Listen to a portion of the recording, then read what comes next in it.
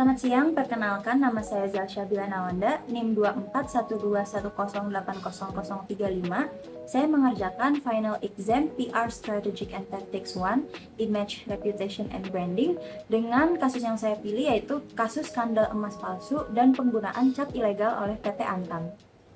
Identifikasi masalah. Masalah utama dalam kasus ini adalah krisis kepercayaan publik akibat beredarnya narasi emas Antam palsu di media sosial dan pemberitaan publik yang dipicu oleh pengusutan kasus korupsi penggunaan cap atau merek logam mulia atau LM Antam secara ilegal oleh 6 mantan general manajer PT Antam periode 2010 sampai 2022. Meskipun Kejaksaan Agung telah menegaskan bahwa emas tersebut adalah emas asli, namun penggunaan merek Antam tanpa kewenangan menimbulkan misinformasi, kepanikan konsumen, penurunan kepercayaan, dan resiko reputasi serius bagi PT Antam sebagai BUMN dan perusahaan publik. Isu ini diperparah oleh viralnya informasi tidak akurat mengenai 109 ton emas palsu dan kerugian negara sebesar 5,9 kuadriliun atau 5.900 triliun. Selanjutnya, objektif. Tujuan public relation atau apa yang ingin dicapai. Tujuan utama public relation PT Antam dalam menangani kasus ini adalah nomor 1, memulihkan dan menjaga kepercayaan publik, khususnya konsumen emas Antam. Nomor 2, meluruskan misinformasi bahwa emas Antam yang beredar adalah emas palsu. Yang ketiga, menegaskan posisi perusahaan bahwa kasus ini adalah penyalahgunaan merek oleh oknum, bukan kegagalan sistem produksi emas. Yang keempat, menjaga stabilitas reputasi korporasi, kepercayaan investor, dan juga nilai saham. Yang kelima, menunjukkan komitmen terhadap Good Corporate Governance atau GCG dan kerjasama penuh dengan aparat penegak hukum. Selanjutnya, stakeholders mapping. Siapa saja yang menjadi stakeholders beserta siapa yang paling berdampak. Yang pertama, stakeholders dengan dampak yang paling besar itu ada konsumen dan juga investor. Konsumen merasa paling terdampak karena dia merasa khawatir terhadap keaslian produk yang dimiliki. Sedangkan investor dan pemegang saham merasa terpengaruh oleh isu reputasi, stabilitas bisnis, dan potensi kerugian perusahaan. Yang kedua, stakeholders dengan dampak menengah. Itu ada pemerintah dan juga media massa. Pemerintah dan regulator seperti Kejaksaan Agung, Kementerian BUMN, dan OJK berkepentingan pada penegakan hukum dan tata kelola BUMN. Sedangkan media massa berperan besar dalam membentuk opini publik terhadap kasus ini. Yang ketiga, stakeholders dengan dampak yang lebih ringan. Itu ada karyawan PT Antam dan juga masyarakat umum. Karyawan PT Antam terpengaruh secara psikologis dan reputasional. Sedangkan masyarakat umum menerima dampak tidak langsung dari narasi yang berkembang. Selanjutnya, solusi dari public relations. Public relation PT Antam perlu menerapkan It Depends System for Managing Conflict, yaitu yang pertama, monitoring isu dan sentimen publik secara intensif. Yang kedua, menentukan stance organisasi yang bersifat kooperatif, transparan, dan edukatif. Yang ketiga, melakukan klarifikasi terbuka dan konsisten bahwa emasnya asli, yang ilegal adalah penggunaan merek atau cap Antam. Yang keempat, memberikan reassurance kepada konsumen melalui kanal resmi.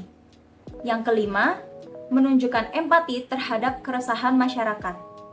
Dan yang terakhir, mendukung proses hukum tanpa defensif dengan menegaskan bahwa pelaku adalah oknum, bukan kebijakan perusahaan. Selanjutnya, public relations tools yang akan dimanfaatkan. Beberapa PR tools yang strategis digunakan diantaranya yang pertama, press release resmi dan press statement berkala. Yang kedua, press conference bersama manajemen dan klarifikasi data. Yang ketiga, media briefing eksklusif. Yang keempat, owned media seperti website resmi, media sosial, call center, WhatsApp Almira, atau kepanjangannya yaitu Antam Logam Mulia Virtual Assistant. Yang kelima, customer service dan hotline verification. Hal-hal yang dilakukan yaitu membuka hotline resmi khusus untuk menangani laporan masyarakat terkait dugaan penyalahgunaan logo Antam, melakukan verifikasi keaslian informasi dari konsumen atau publik yang melaporkan produk, iklan, atau pihak yang menggunakan logo Antam secara tidak sah, dan juga memberikan klarifikasi resmi kepada pelanggan mengenai produk Antam yang asli dan yang tidak terafiliasi. Lalu yang terakhir, yang keenam, social media monitoring dan digital listening tools. Hal-hal yang dilakukan yaitu memantau percakapan publik di media sosial seperti Instagram, X, Twitter, Facebook, TikTok terkait kata kunci seperti logo Antam palsu, Antam penipuan, dan isu serupa. Selanjutnya, pelibatan media beserta alasannya. Media yang dipilih oleh PR diantaranya, yang pertama, media arus utama nasional seperti Kompas, Tempo, Antara, CNBC Indonesia. Alasannya karena kredibel, berpengaruh, dan dipercaya publik. Yang kedua, media ekonomi dan bisnis. Alasannya karena menjangkau investor dan pelaku pasar. Yang ketiga, media digital dan media sosial resmi Antam. Alasannya karena dapat menangkal hoaks yang beredar cepat di platform digital. Media memiliki peran sentral dalam membentuk persepsi publik. Dengan melibatkan media kredibel, PR dapat menggeser framing dari isu emas palsu menjadi isu penyalahgunaan merek oleh oknum. Lalu aktivitas apa nih yang akan dilakukan bersama media? Yang pertama, face-to-face media briefing untuk isu sensitif. Yang kedua, penyediaan data faktual dan bukti sertifikat LBMA. Yang ketiga, sesi tanya jawab terbuka.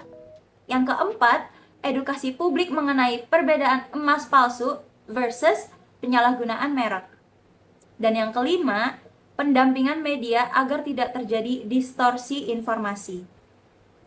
Dalam kasus skandal cap ilegal PT Antam, fungsi public relations tidak hanya sebagai penyampai informasi, tetapi sebagai penjaga kepercayaan publik dan reputasi korporasi. Dengan strategi yang berbasis etika, transparansi, sistem it depends, serta kolaborasi aktif dengan media, PR mampu meredam krisis, meluruskan misinformasi, dan memastikan keberlanjutan reputasi PT Antam di mata publik. Sekian penjelasan saya sebagai PR Officer perusahaan Antam yang sedang mengalami masalah pada reputasinya. Terima kasih.